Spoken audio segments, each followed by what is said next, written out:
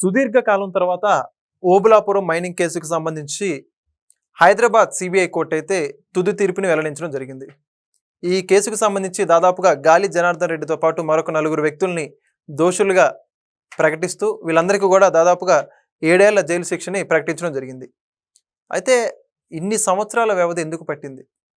ఈ యొక్క Obulapuram mining case ఒకప్పుడు రాజకీయాల్లో ప్రకంపనలు సృష్టిందనే చెప్పుకోవాలి. ఎట్టకేలకు న్యాయం జరగడంతో దీనికి సంబంధించి ఈ యొక్క పూర్తి విషయాలు తెలుసుకునే ప్రయత్నం చేద్దాం. మనతో ఉన్నారు సీనియర్ జర్నలిస్ట్ దుర్గా కుమార్ గారు. సార్ నమస్కారం అండి. నమస్కారం వెంకట్, మన వీక్షకులకు.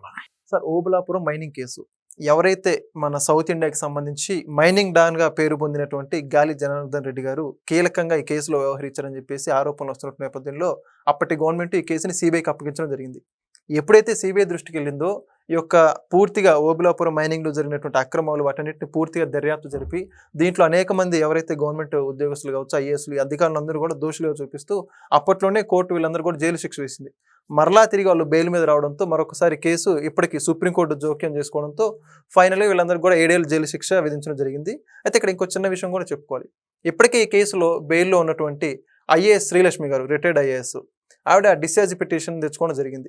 ఇప్పుడు ఆవిడని కూడా పొందుపరుస్తూ ఆ కేసును కూడా డిశ్చార్జ్ పిటిషన్ ఎందుకు ఇచ్చారు, దాని మీద 3 నెలల లోపు నివేదిక సమర్పించాల్సిందిగా సుప్రీంకోర్టు చెప్పడం జరిగింది. మొత్తం ఈ అంశాల గురించి మీకు అభిప్రాయం ఏంటి? ఈ కేసు నిజానికి పూర్తిగా న్యాయం జరిగినట్టు కాదు వెంకట్ గారు. చంద్రుడికి ఒక నూలు పోగన్నట్టుగా వాళ్ళు చేసిన పెద్ద నేరానికి ఒక చిన్న శిక్ష మాత్రమే. అసలు ఇది పూర్తి శిక్ష కాదు. అంటే 7 ఏళ్ళు తక్కువ అంటారా? 7 చాలా తక్కువ.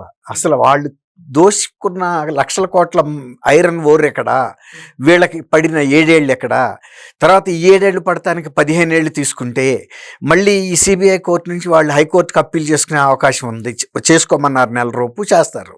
ఆ తర్వాత హైకోర్టులో శిక్ష పడిందే అనుకుందామండి, మళ్ళీ సుప్రీంకోర్టుకి వెళ్తారు. అక్కడ ఒక 10 ఏళ్ళు, హైకోర్టులో ఒక 10 ఏళ్ళు అంటే 20 ఏళ్ళు అయిపోతుంది. వీళ్ళ జీవితకాలాలు వెళ్ళిపోతాయి. ఎవరికి వేస్తారు శిక్ష? దానికన్నా కూడా వీళ్ళు దోసుకున్న అమౌంట్లు కనుక రికవర్ చేసే అవకాశం ఇప్పుడు పూర్తిగా ఉంది. కనీసం వాళ్ళు దోసుకున్న దాంట్లో కనీసం 80% అన్న రికవరీ చేస్తే కనీసం ఆ డబ్బు ప్రజా కోశాగారానికి వస్తే ప్రజల ఉపయోగానికి ఉపయోగపడేది, ప్రజల సౌకర్యాలకి.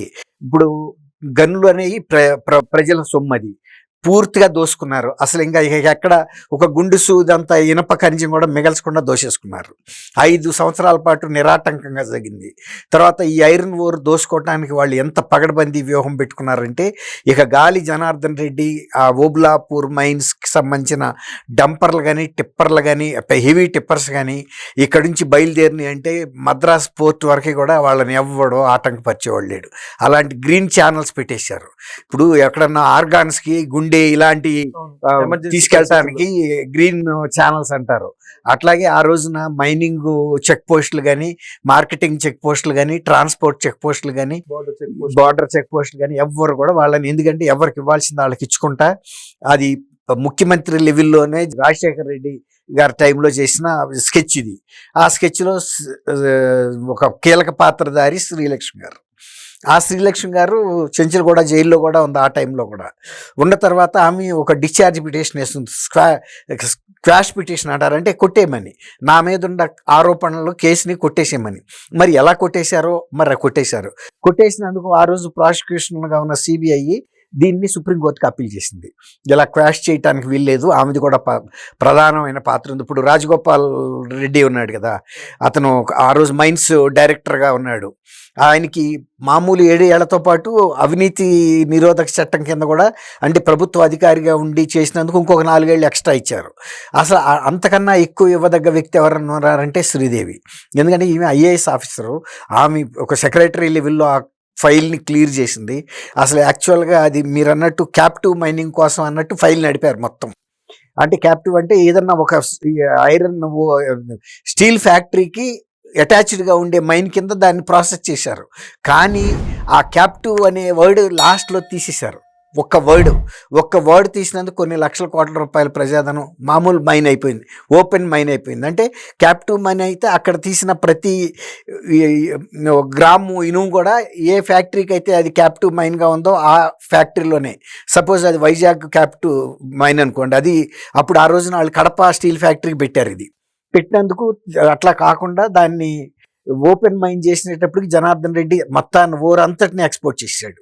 ఆ రోజు చైనాకి, ఇతర ఆఫ్రికన్ కంట్రీస్ ఎక్కడికంటే అక్కడికి వెళ్ళిపోయింది. మరి వాళ్ళు చేసిన అంత దోపిడీ ముందు మరి రికవరీ చేయకుండా 7 ఏళ్ళు జైలు వేస్తే 7 ఏళ్ళు వాళ్ళు వెళ్ళి కూర్చుంటారా? రేపే ఆయన బెయిల్ మీద రాను వస్తాడు. మళ్ళీ టైం కూడా ఇచ్చింది సిబిఐ కోర్టు, 1 మంత్ లోపల మీరు ఉన్నత న్యాయస్థానానికి అప్లై చేసుకోమని. ఇప్పుడు మన న్యాయ వ్యవస్థలో ఉన్న సువిధానమే అది. ఏదైనా ఒక శిక్ష పడినా మళ్ళీ సుప్రీంకోర్టు రాక వెళ్ళొచ్చు. సుప్రీంకోర్టులో సింగిల్ జడ్జి ముందు పెడతారు. ఫస్ట్ సపోజ్ సింగిల్ జడ్జి కనుక వేస్తే డివిజన్ బెంచ్ అంటారు, డివిజన్ బెంచ్ నుంచి మళ్ళీ ఫుల్ బెంచ్ అంటారు. ఇట్లా అయిపోయేటప్పుడు చాలామంది ఇలాంటి నేరస్తులు వాళ్ళు జీవితంలో శిక్ష తీసుకోకుండానే చనిపోయిన సందర్భాలు అనేకం ఉన్నాయి. అసలు శిక్ష పడిన వాళ్ళు బహు తక్కువ. ఇప్పుడు ఇక్కడ కూడా అదే పరిస్థితి. వీళ్ళందరూ మోర్ దాన్ 50-60 ఇయర్స్ దగ్గర వాళ్ళే. ఇది ఇంకొక ఇప్పటికే 15 ఏళ్ళు మీరు చెప్పారు మీరు ఇంట్రోలోనే.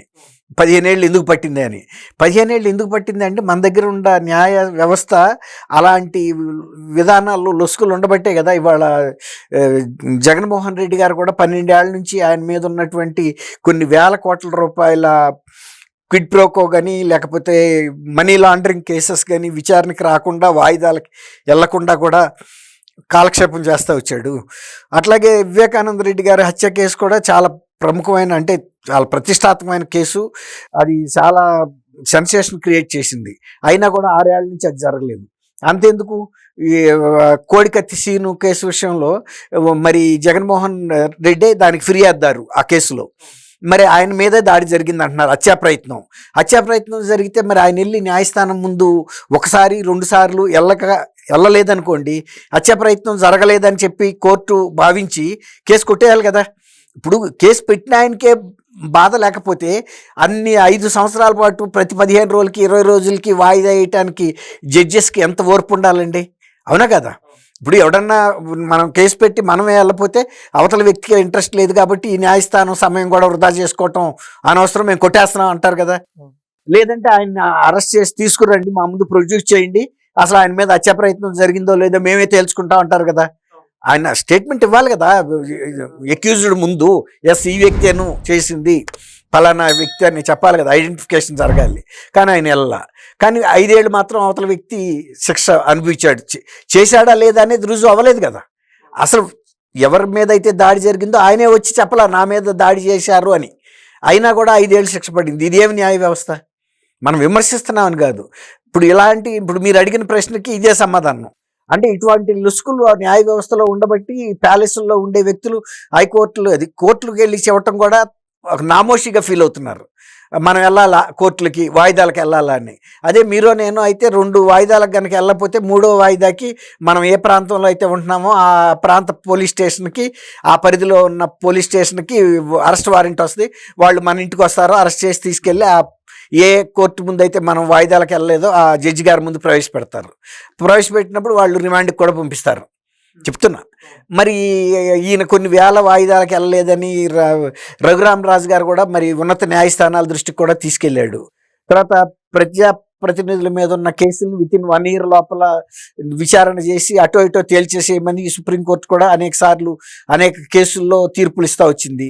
మరి సుప్రీంకోర్టు తీర్పు అనేది కింది కోర్టులన్నిటికీ, హైకోర్టులకి కానీ, సిబిఐ కోర్టులకు కానీ, ప్రత్యేక కోర్టులకు కానీ, ఫాస్ట్ ట్రాక్ కోర్టులకు కానీ, డిజిగ్నేటెడ్ కోర్ట్స్ అని ఉంటాయి. కొన్ని కేసుల కోసమే ఆ కోర్టుని నియమిస్తారు. ఆ కేసు కొట్టేయగానే ఆ కోర్టు రద్దయిపోతుంది. అలాంటి కోర్టులు కూడా మరి వాళ్ళ ఆదేశాల్లోనే పాటించాలి.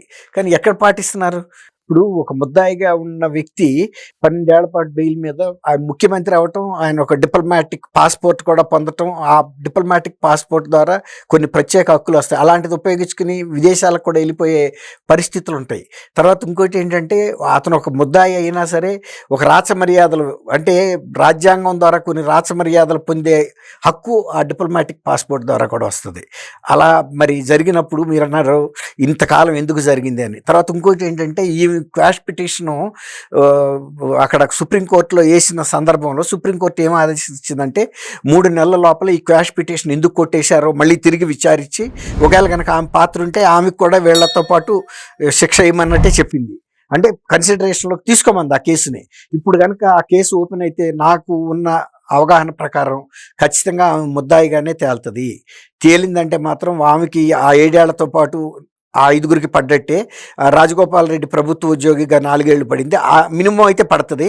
ఇంకా ఆమె అంతకన్నా పెద్ద అధికారి కాబట్టి, ఒక ఐఏఎస్ అధికారి కాబట్టి ఇంత నష్టం జరిగిన ఈ కేసులో ఆమెకి ఒక 6 ఏళ్ళు పడినా కూడా మళ్ళీ ఎక్స్ట్రా, అంటే ఆ 7 + 6 13 ఏళ్ళు పడినా ఆశ్చర్యపోవాల్సిన పని లేదు. అవును. అది కాబట్టి అప్పుడు న్యాయం సక్రమంగా జరిగినట్టు అవుతుంది. రెండోది ఏంటంటే దీని మీద క్రిమినల్గా వాళ్ళని జైల్లో పెట్టినందువల్ల వచ్చే లాభం కూడా ఏం లేదు, జైల్లో పెట్టే అవకాశం కూడా లేదు. ఆచరణాత్మకంగా ఆలోచిస్తే చెప్పే కదా, ఇంకా వాళ్ళకి బెయిల్ అప్పీల్ అవకాశాలు చాలా ఉన్నాయి. ఆ టైం లోపల వాళ్ళ జీవితకాలం ముగిసిపోద్ది. కాబట్టి ఇప్పుడు వీళ్ళు మన సిబిఐ వాళ్ళు ఈ క్రిమినల్ కేసుతో పాటు రెవెన్యూ రికవరీ ద్వారా వాళ్ళ ఆస్తులు అటాచ్ చేసి గవర్నమెంట్కి జప్తు చేసే అధికారం కోసం వీళ్ళు అడగాలి. ఇప్పుడు సిబిఐ వాళ్ళు ఓకే క్రిమినల్ కేసు వరకు మీరు క్రిమినల్ పనిష్మెంట్ ఇచ్చారు, వాట్ అబౌట్ రెవెన్యూ రికవరీ, ఇంత నష్టం జరిగింది కాబట్టి అది కూడా అడగాల్సిన అవసరం ఉంది. అట్లాంటి అవకాశాన్ని కూడా సిబిఐ ఉపయోగించుకోవాలి. Thank you sir. Thank you Venkat, మన వీక్షకులు. Please subscribe to Leo News for more videos.